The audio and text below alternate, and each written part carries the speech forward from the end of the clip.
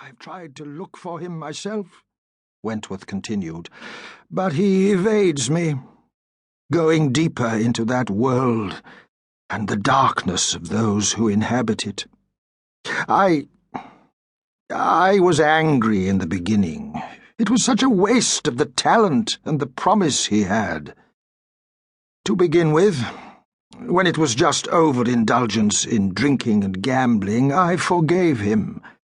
I paid his debts and even saved him from prosecution. But then it grew far worse. He became violent. Had I gone on rescuing him, might I have given him to believe that there is no price to be paid for cruelty, or that self-destruction can be undone at a word or a wish?" His hands gripped each other, white-knuckled. Where does forgiveness eventually become a lie? No longer an issue of his healing, but simply my refusal to face the truth? "I don't know," Henry said honestly. "Perhaps we seldom do know, until we have passed the point. What would you like me to do?" "Look for Lucien. If I go after him myself, I only drive him deeper into that terrible world. I am afraid that he will go beyond the place from where he could ever return, perhaps even to his death." He looked up, meeting Henry's eyes.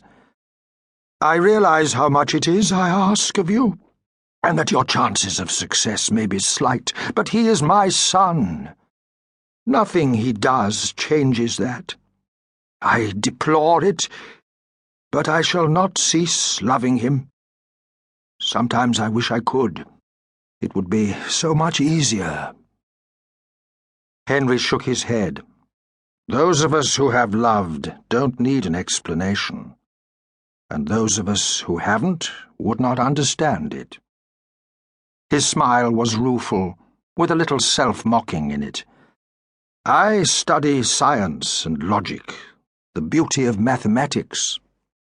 But without those things that are beyond explanation, such as courage, hope, and above all love, there can be no joy.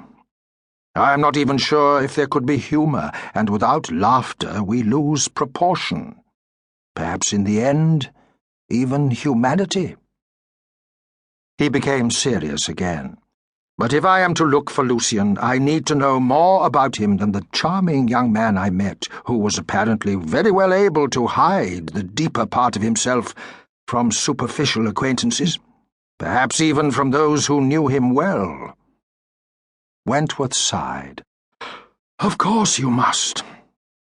That is still not to say that I find it easy to tell you." He sighed.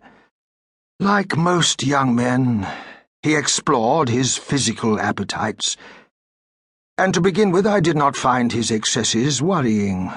I can remember being somewhat foolish myself, in my 20s. But Lucien is 34, and he has not outgrown it.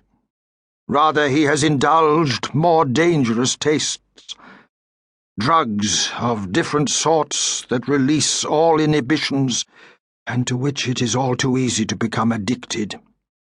He enjoys the usual pleasures of the flesh, but with young women of a more corrupt nature than most.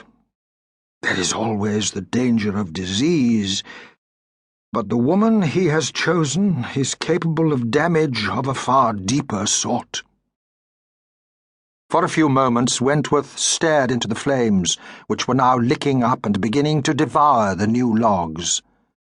"She offers him the things he seems to crave most, a feeling of power, which is perhaps the ultimate drug, and of being admired, of being able to exercise control over others, of being regarded as innately superior."